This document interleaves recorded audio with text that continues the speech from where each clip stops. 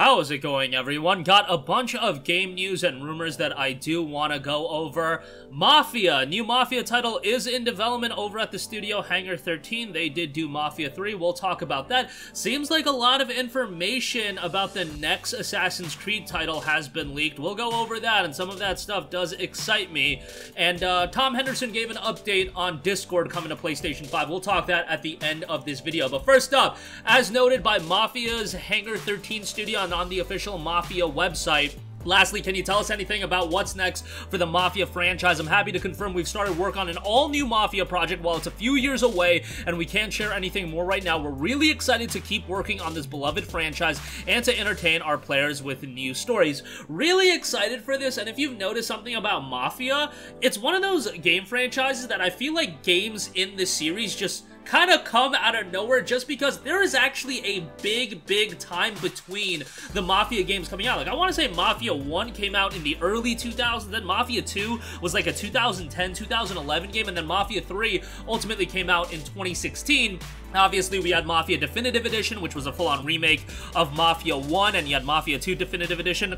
Quotes on the Definitive Edition with Mafia 2, but nonetheless, you know, you don't see Mafia as one of those franchises that's spammed a lot. It kind of is a little bit like the GTA style of releases, although GTA has found a way, and Rockstar has found a way to monetize those games for, like, forever. So, like, you know, I'm sure physically GTA does quite a bit better, but it's just like one of those franchises that I feel like every entry has quite a bit of time to breathe, and then when a new Mafia game does get announced, I get super excited for it. Mafia 3 was a game that I enjoyed. It had a lot of the issues that I had with Deus Ex Mankind Divided, in the sense that I loved the previous entry of the franchise, that I just had these grandiose expectations for Mafia 3 because I loved Mafia 2. The idea of taking Mafia, dropping it into an open world, I got really excited about that. And unfortunately, there were some shortcomings with that game, but I really hope they can get it right with Mafia 4, whatever they ultimately decide to name the game. And Mafia Definitive Edition, by the way, really good game outside of that atrocious racing mission, but really good game, and it's a relatively short game,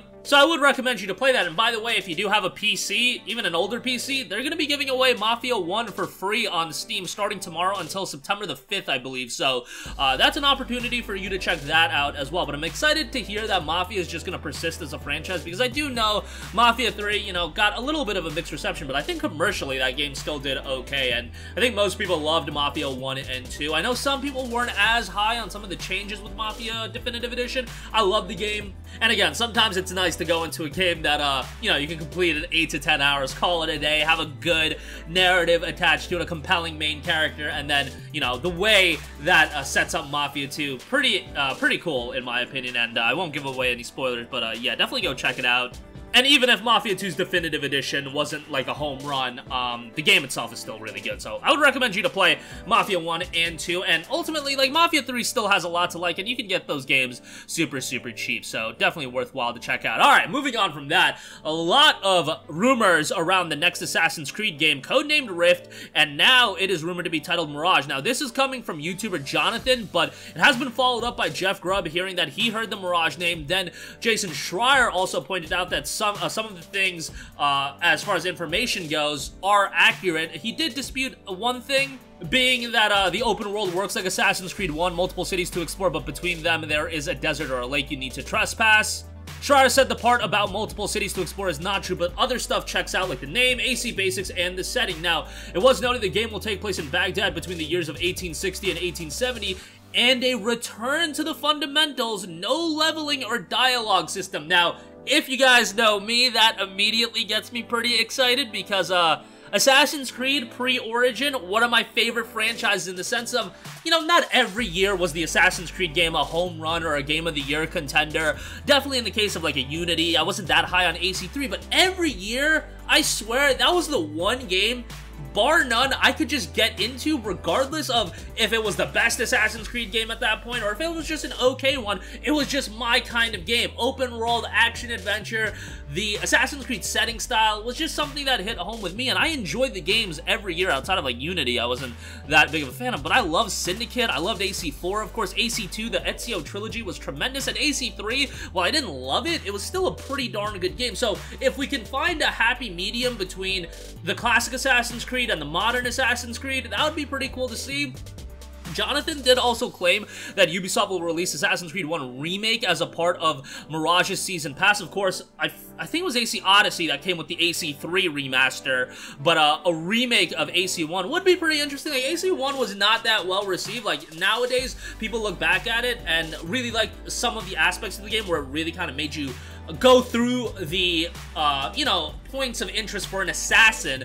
Assassin's Creed 2 kind of leaned more on the action-heavy elements, and I feel like that did resonate with more people, but Assassin's Creed 1 was still a solid game, and seeing a remake for that, I almost wonder, like, man, there's a lot of people that love the Valhalla, the Odyssey Origins style game, and I know, like, Assassin's Creed is one of the last franchises that needs to be milked because, you know, there's a lot of Assassin's Creed content out there, but I almost wonder if there would be money in doing some sort of alternating release where you do a classic Assassin's Creed game, then you do one that's more of a, you know, the current style we have, or do you just try to come to a happy medium where, like, more people can enjoy the game? I don't know. I'm in the minority, I think, when it comes to people not liking, when it comes to Odyssey and Valhalla and Origins not really clicking. Like, I can still appreciate those games. Like, visually, they're great. The open world is huge. There's a lot of content, but just they just don't click as much with me. So, to see some return to the fundamentals, I think, personally, I would really like to see that. Lastly, I do want to note, Tom Henderson followed up on his Discord coming to PlayStation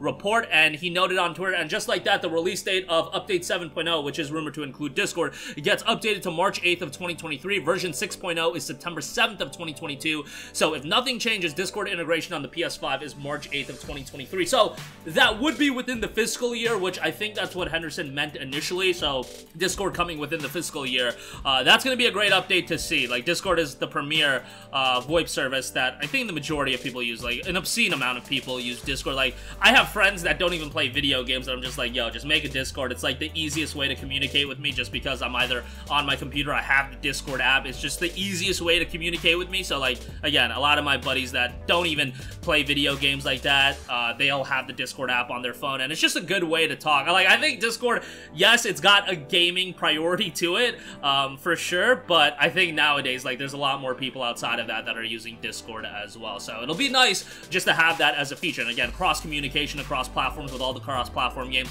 that just makes all the sense in the world. But that is going to do it for me. A new Mafia game looks to be in development from Hangar 13. Probably won't see an official reveal for quite a while, but nice to hear that it is in development. As far as the next Assassin's Creed games, take it with a grain of salt, but it looks like Jonathan's report, and I'll leave his video in the description box below, that is being backed up by Schreier, so take it for what you will. Personally speaking, again, a return to the basics for Assassin's Creed, that's something that very much excites me, and Sony will be integrating Discord voice chat in the coming months, hopefully by the end of fiscal year 2022, and that'll, you know, be before the end of March of next year. So that's going to do it for me. Sound off with all of your thoughts in the comment section down below. Thank you for watching, and goodbye.